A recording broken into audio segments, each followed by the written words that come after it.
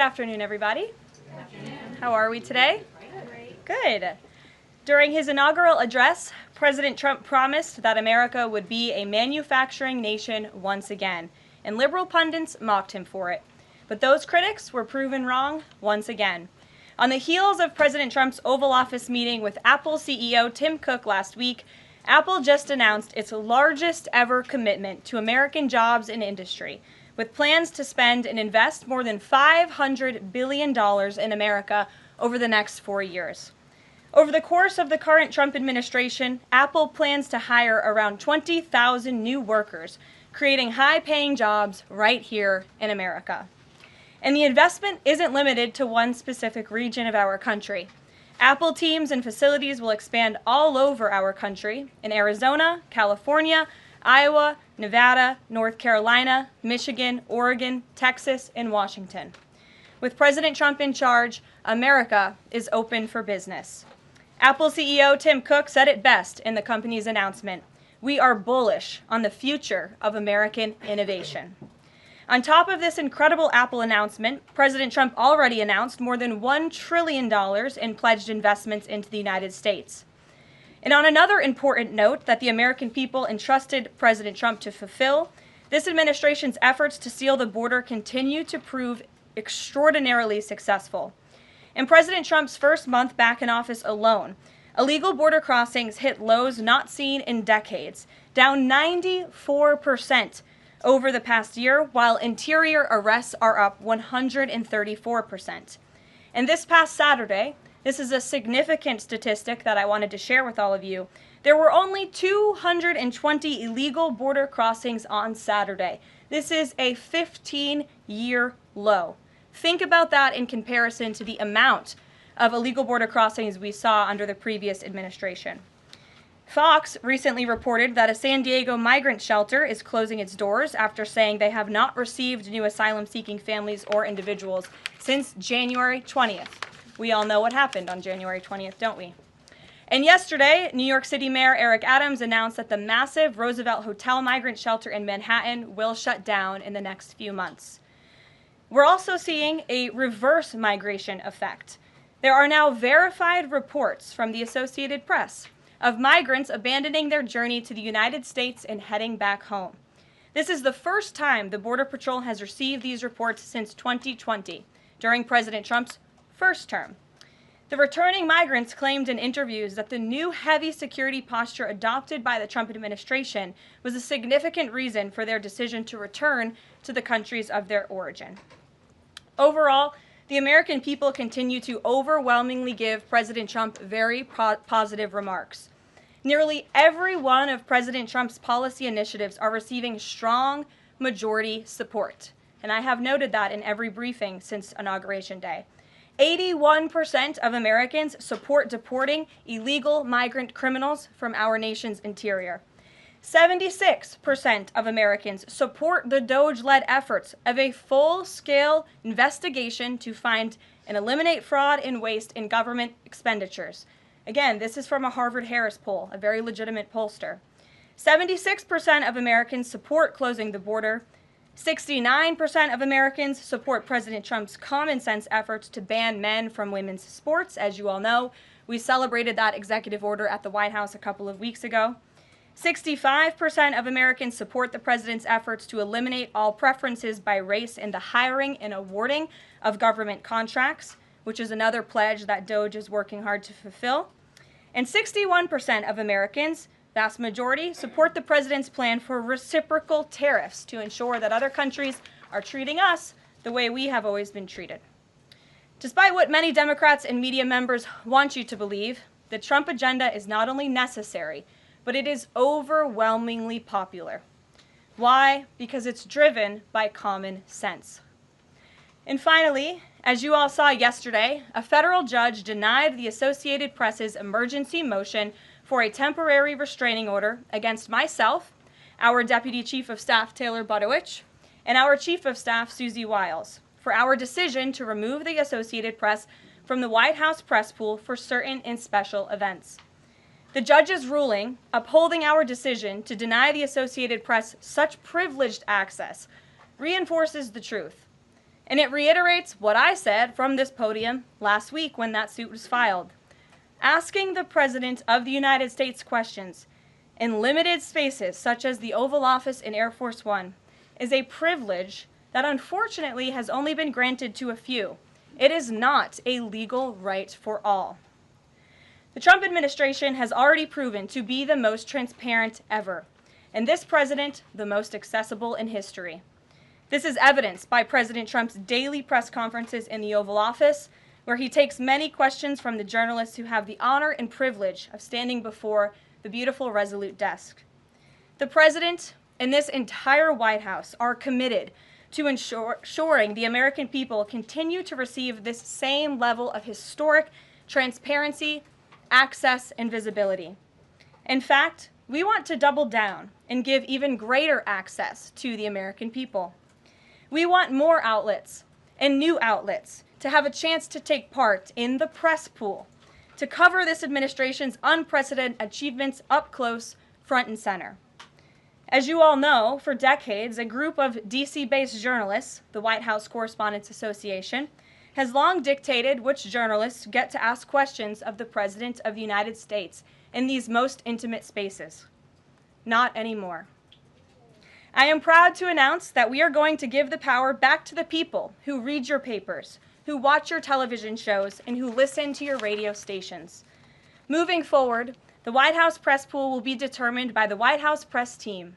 Legacy outlets who have participated in the press pool for decades will still be allowed to join, fear not, but we will also be offering the privilege to well-deserving outlets who have never been allowed to share in this awesome responsibility.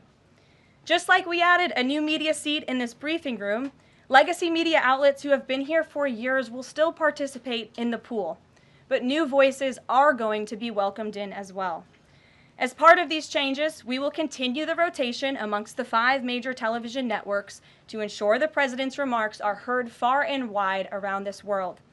We will add additional streaming services which reach different audiences than traditional cable and broadcast. This is the ever-changing landscape of the media in the United States today. We will continue to rotate a print pooler who has the great responsibility of quickly transcribing the President's remarks and disseminating them to the rest of the world. And we will add outlets to the print pool rotation who have long been denied the privilege to partake in this experience, but are committed to covering this White House beat.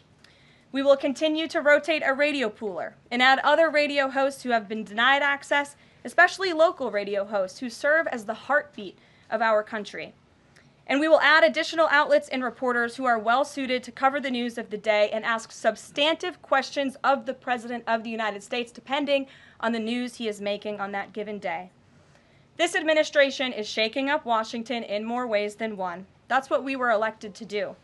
As I have said since the first day behind this podium, it's beyond time that the White House press operation reflects the media habits of the American people in 2025, not 1925. A select group of DC-based journalists should no longer have a monopoly over the privilege of press access at the White House. All journalists, outlets, and voices deserve a seat at this highly coveted table. So by deciding which outlets make up the limited press pool on a day-to-day basis, the White House will be restoring power back to the American people who President Trump was elected to serve. So in that note, in our new media seat today, we have Shelby Talcott, who is a White House reporter for Semaphore. In 2022, Semaphore launched as a global digital news platform with the aim of bringing meaningful innovations to the news industry. Today, they have nearly 1 million newsletter subscribers spanning 11 separate editions. With that, Shelby, I will take your questions. Thanks, Caroline. I've got 2 for you. One on foreign policy. Over the weekend, the President's Special Missions Envoy, Rick Grenell, was talking about Venezuela, and he said that the President isn't someone who wants regime change. Other administration officials have made clear that they don't see Maduro as the rightful leader. What is this administration's policy on a new government in Venezuela? I think the President has made his position on Venezuela quite clear. He stands in opposition to the Maduro regime, and Secretary Rubio has spoken on this extensively as well. And then on DOJ, last night Elon Musk said that a failure to respond a second time will result in termination. Will there be additional rounds of the did you do this week email from DOJ to federal workers? And what's the guidance on the federal workers who've been instructed by their agencies not to reply?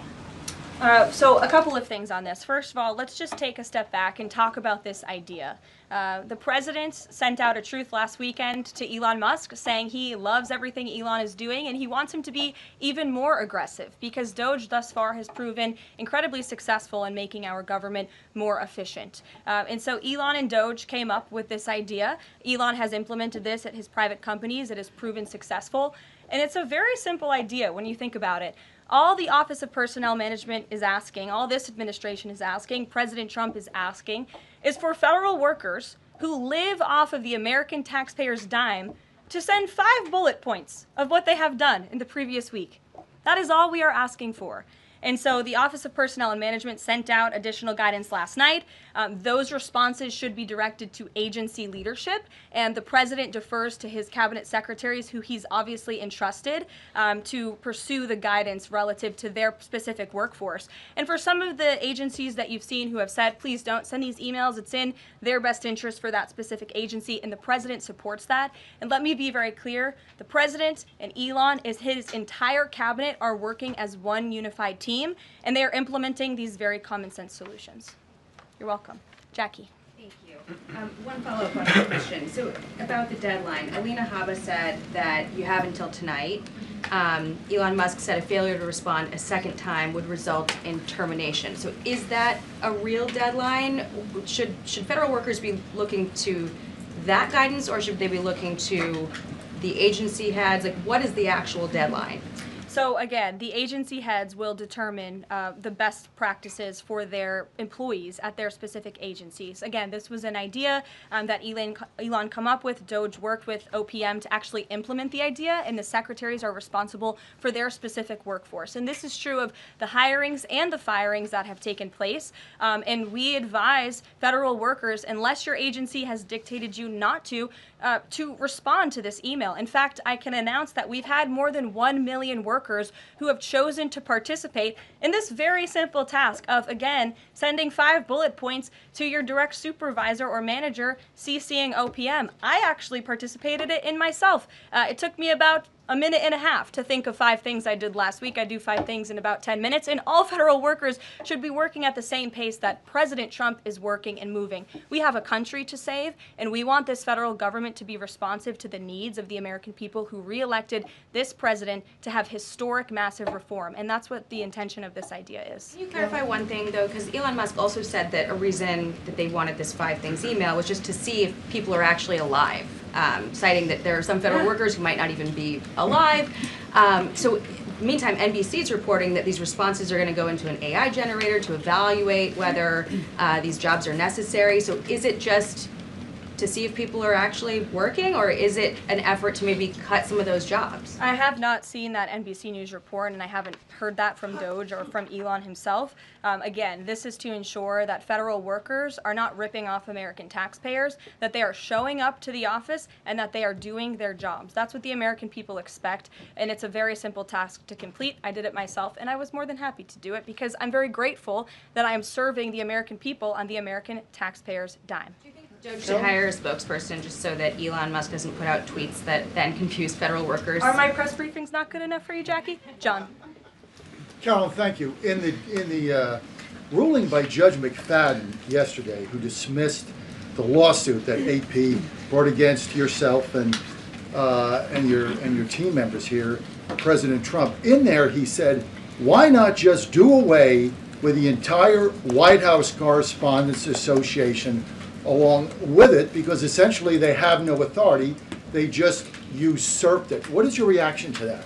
Well, first of all, John, it's great to see you, and you are one of those individuals who has you're on a streaming platform that hundreds of thousands of people tune into every day. So it's great to see you in the briefing room. I did address that actually in my opening remarks by announcing that the White House press team in this administration will determine who gets to enjoy the very privileged and limited access in spaces such as Air Force One and the Oval Office. There are, as you know, look at this room, hundreds of journalists who show up to this building every single day and are not granted that luxury of flying on Air Force One and asking the President of the United States questions. And so we want to ensure, again, everyone has a seat at that highly coveted table. But alas, the legacy media outlets who have been doing this for quite some time and have invested resources into covering the White House, their spots will remain, just like they have in this briefing room as well.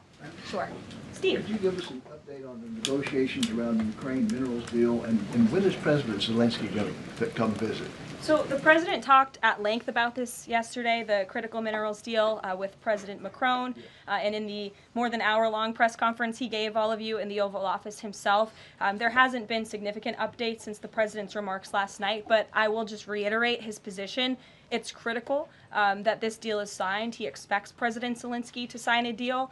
This is to recoup American tax dollars that have been funding Ukraine's national defense. And it's also great for the Ukrainian people who have been put through hell because of this war. And it will create a lasting economic partnership as Ukraine will need to rebuild their country because of this brutal war. And just to follow, is Steve Witkoff delayed his trip to the Middle East so he can concentrate on this minerals deal? I don't want to comment on Mr. Witkoff's travel plans or read anything out just for obvious reasons, but he, remains very much working. That man is working around the clock to secure this deal with Russia and Ukraine alongside Secretary Rubio and Secretary Bessent, General Keith Kellogg.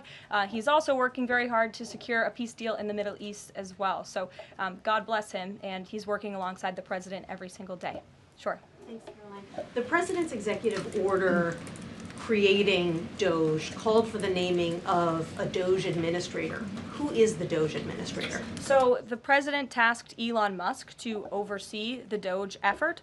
There are career officials and there are political appointees who are helping run DOGE on a day-to-day basis. There are also individuals who have onboarded as political appointees at every agency across the board to work alongside President Trump's cabinet to find and identify waste, fraud, and abuse, and they are working on that effort every day. So is Elon Reagan. Musk the administrator? Reagan. Thanks, Caroline. I have two for you today, one on the border wall and one on the DHS investigation. Sure. First on the border wall construction has restarted in Texas and California under contracts awarded under Trump's first term. Is the president looking to secure new contracts, and how is he defining success in terms of border wall construction this administration? The border wall is a signature promise of President Trump's campaign. He talked about it way back in 2015 and 2016, and people laughed at him for bringing up this idea. It's proven to be not only an idea that he delivered on in his first term and continues to deliver on in his second term, but it's also proven to be highly effective. In fact, we know where there were parts of President Trump's border wall built and standing under the previous administration, illegal border crossings dropped 87% where there was a border wall. So the wall is an incredible deterrent factor for illegal migrant caravans. The president is committed to the continuation of the construction of the wall. And, the previous administration actually sold off the resources that the Trump administration secured to build the wall. And that's an egregious misuse of the American taxpayers' money. They just let those resources rot on the southern border. They actually sold them for pennies on the dollar. So this administration, DHS and ICE and Customs and Border Patrol and Tom Homan and all of the great people who are working on this effort are committed to continuing the construction of President Trump's border wall. Investigation into people who might be leaking within the administration. Will the White House release the names of the individuals that DHS Secretary Noem said were caught leaking details of the ICE raid? And can you share how many leakers have been caught so far and what agency they were a part of? I would defer you to DHS on the leakers that they have identified, but I know the president and this White House commend Secretary Noem for launching an internal investigation to identify those leakers because it's unacceptable for career bureaucrats who are standing in the way of the will of the American people and enacting President Trump's agenda. If they don't want to adhere to the will of the 77 million Americans who reelected President Trump, then they should go find another job. And if they continue to leak information, especially information that is critical to protecting Border Patrol agents and ICE agents who are out there doing jobs that not many people are willing to do, putting their lives on the line to protect our national security, then those individuals absolutely should be fired. And this administration is committed to finding them. Sure. Karoline, two questions for you. One related to Guantanamo Bay, the other to the White House Correspondents' Dinner. I wanted to get your response to some Washington Post reporting of migrants who stayed over at Guantanamo Bay for the last 2 weeks. They told the Post they were rarely let outside. They were shackled and placed in what they described as cages and alleged that they were not treated as human beings. Does the White House have any response to those conditions? At Guantanamo Bay? It's a promise the president campaigned on, that if you invade our nation's borders, if you break our country's laws, and if then you further commit heinous, brutal crimes in the interior of our country, like raping and murdering innocent, law-abiding women and girls, and committing heinous acts of violence, then you are going to be deported from this country, and you may be held at Guantanamo Bay. These are criminals we are talking about. Don't forget that. Sure. So U.S. consumer confidence fell this month, the most since August of 2021. What is your message for Americans who are concerned about the impact of things such as tariffs on prices? Yeah, sure. Well, thank you for that question. It's obviously an important one. The president campaigned on reigniting the Trump economy and fixing the mess that was created by the previous administration. We know they created an economic and an inflation nightmare for the American people, and I'm not going to stand up here and lie to you like my predecessor did about the state of our economy. We understand there are people that are hurting, and this administration is wholeheartedly committed to ensuring that those individuals see relief and price reductions and tax cuts and in less regulations that are burdensome on their household and their businesses. And the president and this entire administration are focused on that every day. I can go through the very long list of economic actions this president has taken. I know you work for Bloomberg, so I'm sure you're well aware of them, but I can assure the American people that the president is very much focused on bringing down the cost of living crisis in this country that was created by the previous administration. I just have a quick follow-up.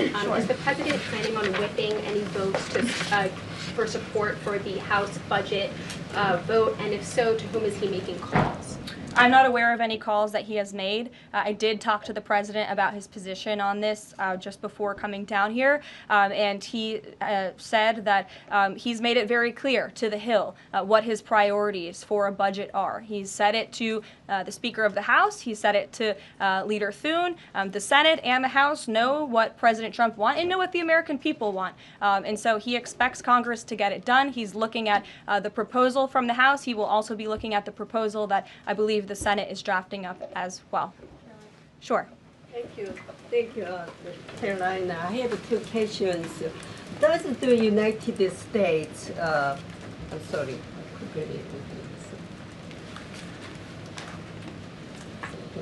Well, why don't you identify your question and I'll come back to you. Sure, go ahead. Thank you. So, what guarantee that Israel will withdraw from Lebanon soil after 2 weeks, as the ceasefire terms indicates?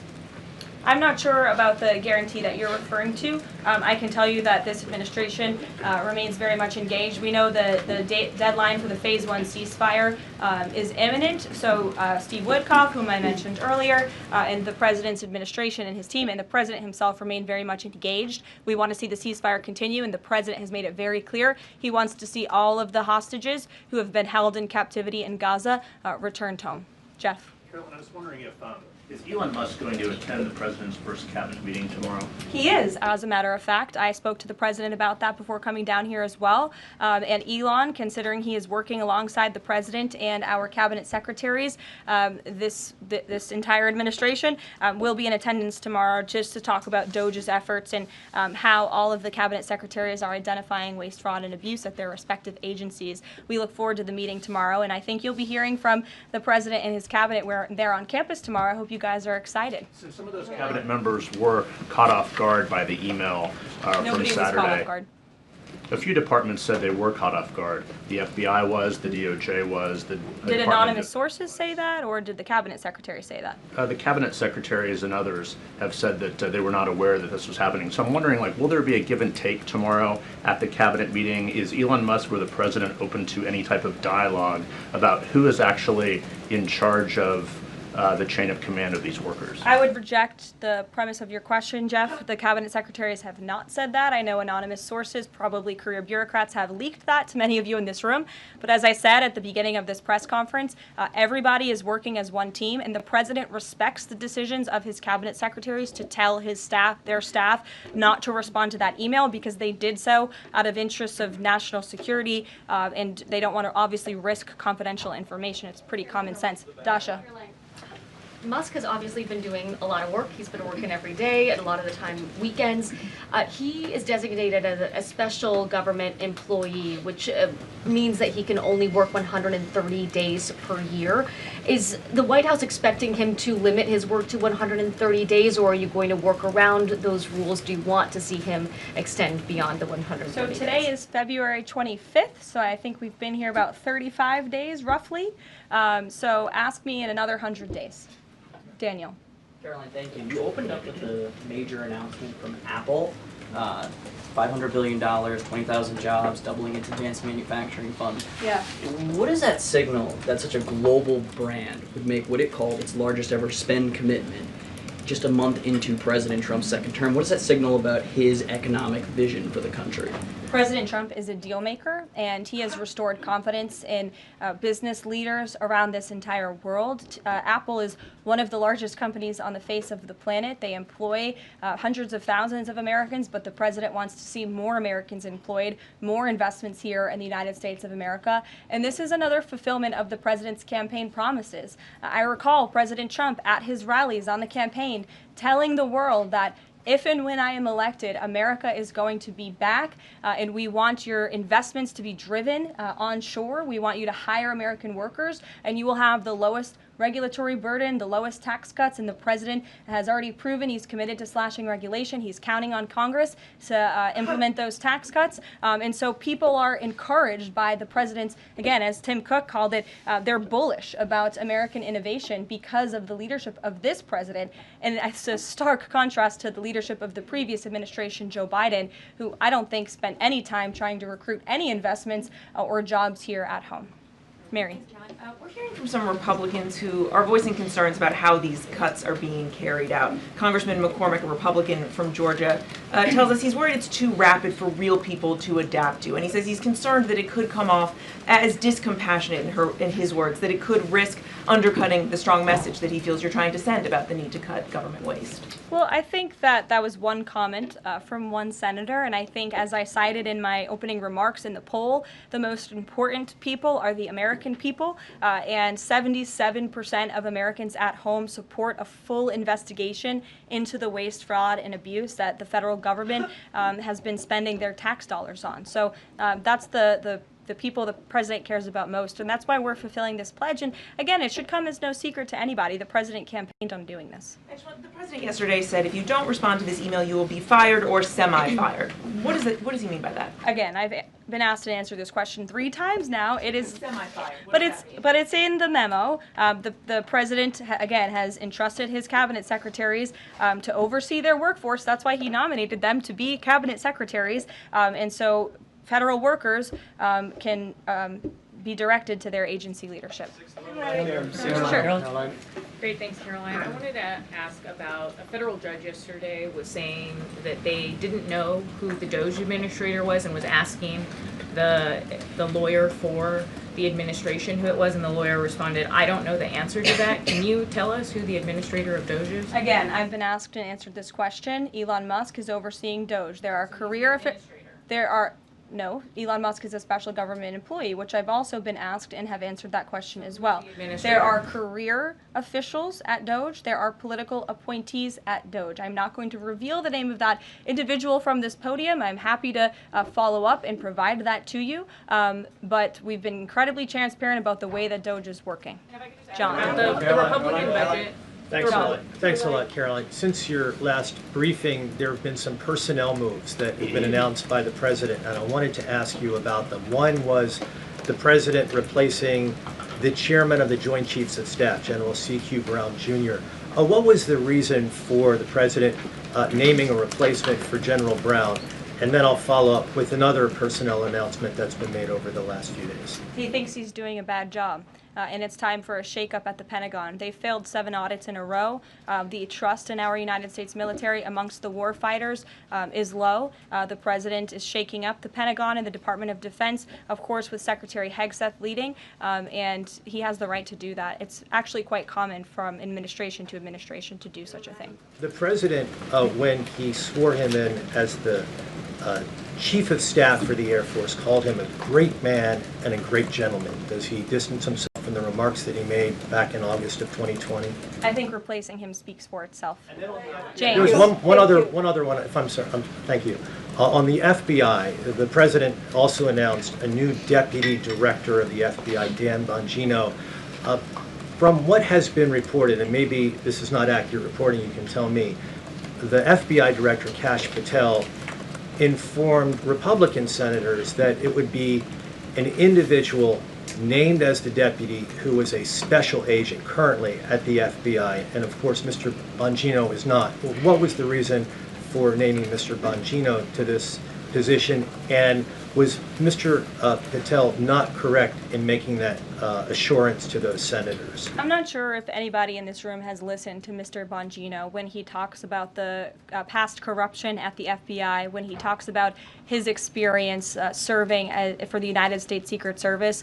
This is a man who loves his country and who has honorably served our country in ways that many people have not. He understands the depth of the corruption at these institutions, which the American people re-elected President Trump to shake up. And I think it's quite despicable to see many networks in this room who have had chyrons on their television screens labeling Mr. Bongino as a far-right podcaster.